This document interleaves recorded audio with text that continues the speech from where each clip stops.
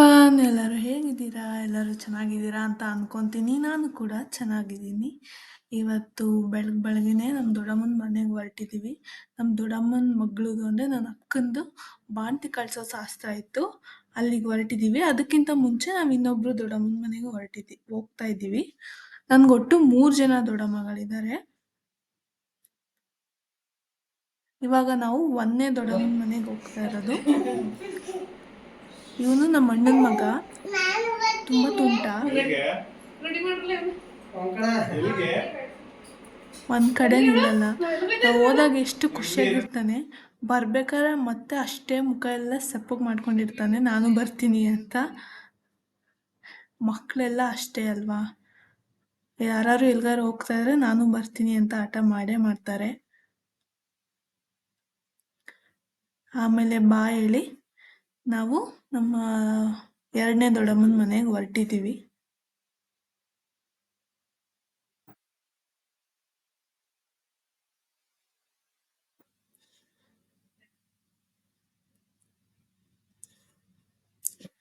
ಇವಳು ನಮ್ಮ ಅಕ್ಕನ ಮಗಳು ಸಮೃದ್ಧಿ ಅಂತ. ಇವ್ರ ಅಮ್ಮಂಗೆನೆ ಇವಾಗ ನಾವು ಬಾಣ್ತಿ ಕಳ್ಸೋ ಶಾಸ್ತ್ರಕ್ಕೆ ಮಾಡಕ್ ಬಂದಿರೋದು. ಇವಳು ಅಷ್ಟೇ ತುಂಬಾ ತರ್ಲೆ, ಈಗಿನ ಕಾಲದ ಮಕ್ಕಳೇ ಅಷ್ಟು ಅನ್ಸುತ್ತೆ. ಇವ್ರು ನಮ್ಮ ಅಕ್ಕ. ಈ ಪಾಪುಗೆ ಬಂದು ಇವಾಗ 9 ತಿಂಗಳು.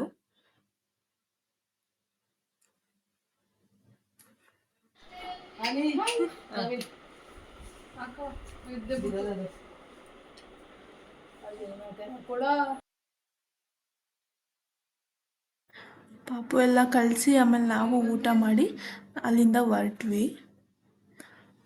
ನಾಳೆ ನಮ್ಮೂರಲ್ಲಿ ಹಬ್ಬ ಇರೋದ್ರಿಂದ ನಾನು ಏನಾದರೂ ಕುರ್ತಾ ಆ ಥರ ಏನಾದ್ರು ತಗೊಳ್ಳೋಣ ಅಂತ ಅಂದ್ಕೊಂಡೆ.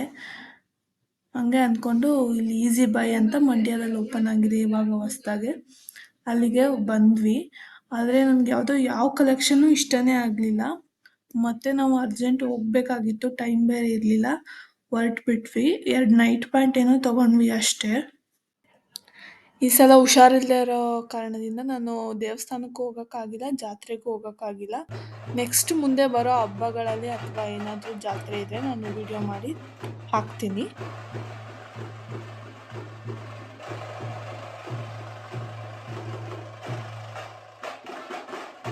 ಇವಾಗ ಮನೆ ಮುಂದೆನೇ ಬಸವೇಶ್ವರ ದೇವ್ರು ಬಂದಿದೆ. ಇದೇನಂದರೆ ಸೌದೆ ಎಲ್ಲನೂ ತಗೊಂಡು ಹೋಗುತ್ತೆ, ಯಾಕೆಂದರೆ ಕೊಂಡ ಆಯೋಕ್ಕೆ. ಇದ್ರಲ್ಲಿ ತಗೊಂಡೋಗಿರೋ ಸೌದೆನೇ ಅದು ಬೆಂಕಿ ಹಚ್ಚಿ ಬೆಳಗ್ಗೆಗೆ ಅದ್ರ ಮೇಲೆ ಕೊಂಡ ಆಯ್ತಾರೆ.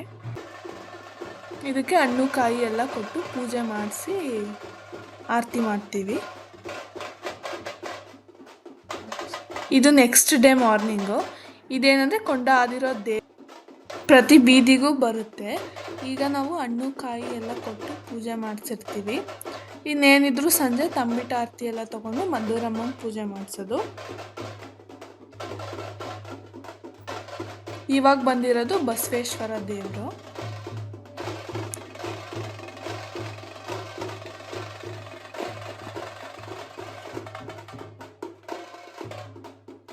ಮತ್ತು ತಂಬಿಟ್ಟು ಆರತಿನೂ ನಾವೇನು ಮದ್ದೂರಮ್ಮನ ದೇವಸ್ಥಾನಕ್ಕೆ ತೊಗೊಂಡೋಗ್ಬೇಕು ಅಂತ ಏನಿಲ್ಲ. ಅಲ್ಲಿ ತುಂಬ ರಶ್ ಇರೋ ಕಾರಣ ಒಂದೊಂದು ಊರಲ್ಲೂ ಅವರವರೇ ಒಂದು ದೇವ್ರನ್ನ ಪ್ರತಿಷ್ಠಾಪನೆ ಮಾಡಿಕೊಂಡು ಊರಲ್ಲಿ ಅಲ್ಲೇ ತಂಬಿಟ್ಟು ಆರತಿ ಎಲ್ಲ ಮಾಡೋದನ್ನ ಮಾಡಿರ್ತಾರೆ. ಇವಾಗ ತಂಬಿಟ್ಟು ಆರತಿಗೆಲ್ಲ ರೆಡಿ ಮಾಡ್ಕೊಂಡಿದ್ದೀವಿ. ಇದನ್ನ ಹೋಗಿ ಅಲ್ಲಿ ತಂಬಿಟ್ಟೆಲ್ಲ ಆರತಿ ಎಲ್ಲ ಕೊಟ್ಟು ಪೂಜೆ ಮಾಡಿಸ್ಕೊಂಡು ಬರಬೇಕು.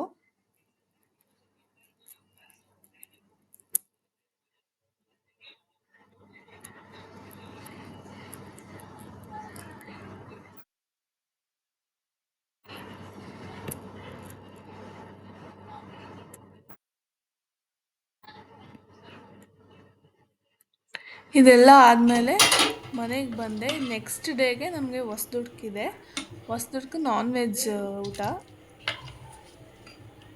ಇದು ನಾಟಿ ಕೋಳಿ ಸಾಂಬಾರು.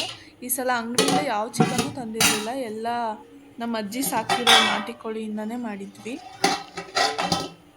ವೈಟ್ ರೈಸ್, ಹಾಗೆ ಮೊಟ್ಟೆ, ನಿಂಬೆಹಣ್ಣು, ಸೌತೆಕಾಯಿ, ಆಮೇಲೆ ಈ ಸಲ ಮಟನ್ ಬಿರಿಯಾನಿ ಮಾಡಿದ್ವಿ, ಪ್ರತಿ ಸಲ ಚಿಕನ್ ಬಿರಿಯಾನಿ ಮಾಡ್ತಿದ್ವಿ. ಹಾಗೆ ಬೋಟಿನೂ ಮಾಡಿದ್ದೀವಿ. ಹಬ್ಬ ಅಂದರೆ ಖುಷಿ ನನಗೆ, ಯಾಕೆಂದರೆ ಆ್ಯಕ್ಚುಲಿ ಎಲ್ಲ ಥರ ನಾನ್ ವೆಜ್ ಊಟನೂ ತಿನ್ಬೋದು ಅಂತ. ಇದು ನಾಟಿ ಕೋಳಿ ಫ್ರೈ ಅಂತ ಮಾಡಿದ್ವಿ, ಬಟ್ ಸ್ವಲ್ಪ ತೆಳ್ಳಗಾಗ್ಬಿಟ್ಟಿತ್ತು. ಟೇಸ್ಟ್ ಅಂತೂ ತುಂಬ ಚೆನ್ನಾಗಾಗಿತ್ತು. ಇದಾದಮೇಲೆ ಬರೋ ಗೆಸ್ಟ್ಗಳಿಗೆಲ್ಲ ಊಟ ಎಲ್ಲ ಬಡಿಸಿ ಎಲ್ಲ ಆದಮೇಲೆ ನಾನು ಊಟಕ್ಕೆ ಕೂತ್ಕೊಂಡೆ. ಊಟ ಅಂತೂ ಎಲ್ಲ ತುಂಬ ಚೆನ್ನಾಗಾಗಿತ್ತು. ನನಗೆ ಹಬ್ಬ ಅಂದ್ರೇ ಫುಲ್ ನಾನ್ ವೆಜ್ ಊಟ, ಇದೇ ಖುಷಿ ನನಗೆ. ಎಲ್ಲನೂ ಒಂದೇ ಸಲ ಟೇಸ್ಟ್ ಮಾಡ್ಬೋದಲ್ವಾ, ಅದಕ್ಕೆ. ಯಾರೆಲ್ಲ ನನ್ನ ಚಾನಲ್ನ ಇನ್ನೂ ಸಬ್ಸ್ಕ್ರೈಬ್ ಮಾಡ್ಕೊಂಡಿಲ್ಲ, ಪ್ಲೀಸ್ ಹೋಗಿ ಸಬ್ಸ್ಕ್ರೈಬ್ ಮಾಡ್ಕೊಳ್ಳಿ. ಹಾಗೆ ನಿಮ್ಮ ಫ್ರೆಂಡ್ಸ್ಗೆ ಶೇರ್ ಮಾಡಿ, ಲೈಕ್ ಮಾಡಿ.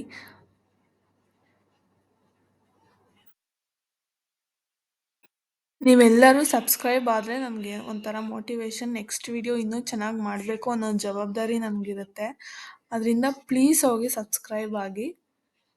ಮತ್ತೆ ಮುಂದಿನ ವಿಡಿಯೋದಲ್ಲಿ ಸಿಗೋಣ. ಬಾಯ್ ಬಾಯ್.